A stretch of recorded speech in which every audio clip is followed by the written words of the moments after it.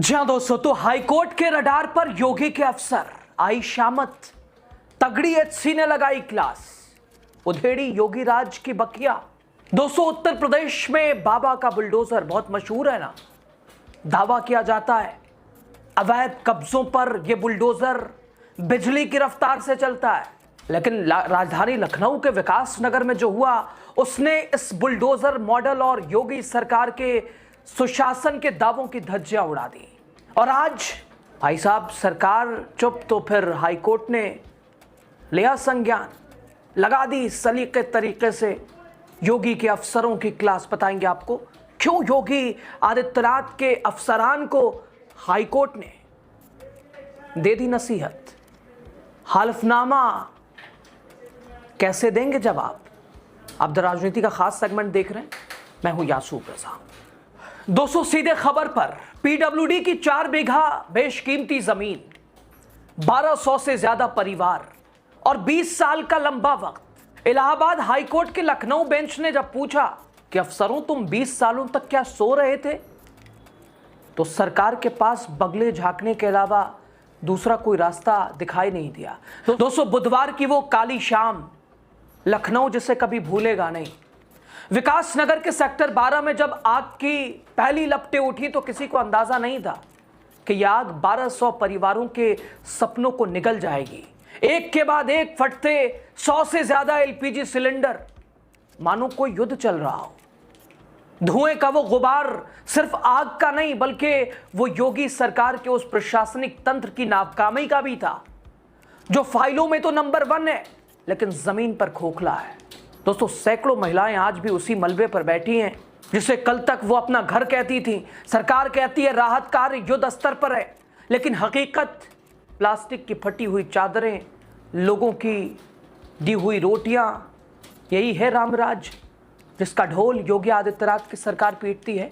पैसा निकाल लेने तो उसमें हमारी देखो भैया, सब पैसा जाएगा, कोई नहीं सुना। सब हमारी सबका। और हम अभी परसों हमारे मियाँ की गाड़ी का चार्जर खराब हुआ, इसलिए हम ले आए सर, ये हमको जरूरत है। पैसा किस लिए जोड़ी थी? ये पैसा हम अपने घर बनाने के लिए सर जोड़े थे, लेकिन उससे कितना पैसा था? लगभग 1.5 लाख रुपया था सर। कुछ मिले भी नहीं। हमारा तो बाकी हमें जो निकाह के बुंदे और गहने मिले तो वो तो बिल्कुल देखने को ही नहीं। देखो, कुछ भी नहीं मिला। इमा हमारा बर्बाद हो गया। तो हमारा ऐसा कबाड़ा हो गया कि जैसे मतलब।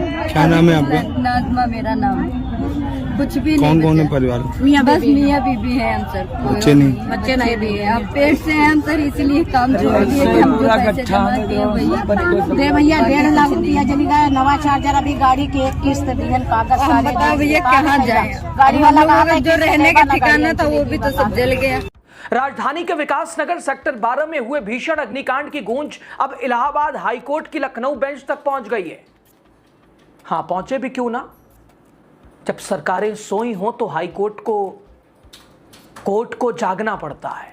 दोस्तों, बुधवार की उस काली शाम ने न केवल 1200 परिवारों के सिर से छत छीन ली, बल्कि सिस्टम की गहरी नींद और सरकारी जमीनों पर दशकों से पल रहे अवैध अतिक्रमणों की भी पोल खोल दी। इस मामले में दाखिल जनहित याचिका पर सुनवाई करते हुए हाईकोर्ट ने सख्त रुख अपनाया है। कोर्ट ने एक तरफ जहां पीड़ितों को तत्काल राहत पहुंचाने का मानवीय आदेश दिया है, तो दूसरी तरफ लापरवाह अफसरों और अवैध कब्जा कराने वाले तंत्र को कोर्ट ने कटघरे में खड़ा किया है। जस्टिस की बेंच ने जो सवाल पूछे वो योगी सरकार के अधिकारियों के चेहरे पर करारा तमाचा था। सवाल नंबर 1, 20 सालों तक सरकारी जमीन पर अवैध कब्जा कैसे चलता, फूलता रहा, फलता रहा। सवाल 2, अगर जमीन अवैध थी तो बिजली विभाग और गैस कंपनियों ने वहां कनेक्शन कैसे बांटे। सवाल नंबर 3, क्या प्रशासन को तब तक का इंतजार था जब तक कोई बड़ी त्रासदी ना हो जाए। दोस्तों, हाईकोर्ट ने साफ कर दिया कि इसकी जांच होगी, एक्शन होगा। डीएम, लखनऊ के डीएम, नगर निगम और फायर विभाग को 30 मई तक का समय दिया गया, हल्फनामा देना होगा। लेकिन सवाल ये, क्या छोटे अफसरों को बलि का बकरा बनाकर क्या बड़े मगरमच्छों को एक तरह से बचा लिया जाएगा। उत्तर प्रदेश में बुलडोजर अक्सर गरीबों की झोपड़ियों पर चलता है, या जो आरोप विपक्ष की ओर से लगाए जाते हैं बस विपक्षी नेताओं पर यह कार्रवाई होती है या किसी धर्म विशेष को टारगेट किया जाता है। लेकिन जब बात सिस्टम के भीतर बैठे भ्रष्ट अधिकारियों की आती है तो बुलडोजर पंक्चर हो जाता है, खामोश हो जाता है। 20 साल से पीडब्ल्यू की जमीन पर बस्ती बस गई। वोट तो लिए गए होंगे, आधार कार्ड तो बने होंगे, राशन कार्ड तो बने होंगे, बिजली तो पहुंची है, और चुनाव के समय नेता तो आते होंगे हाथ जोड़ जोड़ के, तब दिखाई नहीं दिया। अवैध है, वैध है। आज जब एक त्रासदी हुई तो कोर्ट को एक्शन लेना पड़ रहा है, पूछना पड़ रहा है। अब तक सोए थे, 20 सालों से सोए थे, दिखाई सुनाई नहीं दे रहा था। लखनऊ के साहिबों को पता तक नहीं चला कि ये नामुमकिन। ये मिलीभगत सत्ता, सियासत, अफसरों के उस गठजोड़ की जो गरीबों को सिर्फ एक वोट बैंक समझता है। हाईकोर्ट ने सख्त रुख अपनाकर यह बता दिया कि न्याय अभी जिंदा है, लेकिन उन 1200 परिवारों का क्या जिनका सब कुछ जलकर स्वाहा हो गया? तो दोस्तों, क्या 30 मई के हल्फनामे से उनकी झोपड़ियां वापस आ जाएंगी? उनके लिए कोई समाधान निकलेगा, या फिर से जांच के नाम पर फाइलों का ढेर लगाकर रख दिया जाएगा?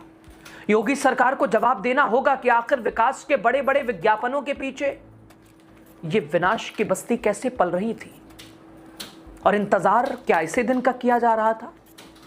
कुछ लोग तो ऐसे हादसों के पीछे वजह तलाशते हैं। देखिए, विकास नगर में जो आग लगी है वो भाजपाइयों ने आग लगवाई है। न केवल लखनऊ में विकास नगर में भाजपा ने लगवाई है, इंदिरा नगर में जो वहां पर है गाजियाबाद में, वहां भाजपाइयों ने लगवाई है, इंदिरापुरम में। और मैं आपसे कह रहा हूं, लखनऊ के सब तालाबों पर फ्लैट जमीन कब्जा भाजपाइयों ने की है। एक घर कितनी मुश्किलों से बनता है और उन्हें बनवाया जाता है। काम निकल गया तो बस पूछने वाला कौन है। लेकिन फिलहाल हाईकोर्ट के रडार पर योगी के अफसरान, तरीके सलीके से इनकी शामत, हल्फनामा जवाब तो देना पड़ेगा। अब इस पर आप क्या कहेंगे? आपकी राय कोर्ट के सख्त रुख पर, योगी आदित्यनाथ सरकार की अफसरान की कार्यशैली पर जरूर बताइएगा। बहुत शुक्रिया।